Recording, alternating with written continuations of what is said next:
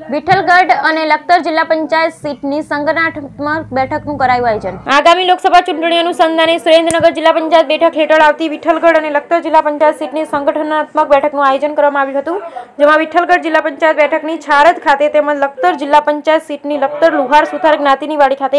ધારાસભ્ય પી.કે. પરમારની ઉપસ્થિતિમાં બેઠક યોજાઈ હતી, જે બેઠકમાં ભારતીય જનતા પાર્ટીના આગેવાનો, હોદ્દેદારો, ચૂંટાયેલા પ્રતિનિધિઓ, સહકારી ક્ષેત્રના આગેવાનો સહિત કાર્યકર્તાઓને બૂથ સ્તરીય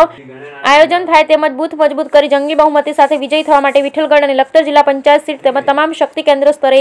જવાબદાર કાર્યકર્તાઓને જરૂરી માર્ગદર્શન આપવામાં આવ્યું હતું, જે બેઠકમાં પાટડી વિધાનસભા પ્રભારી જયરાજસિંહ જાડેજા, જિલ્લા ભાજપ મહામંત્રી જયેશભાઈ પટેલ, લખતર મંડળ પ્રભારી દર્શનાબેન પટેલ,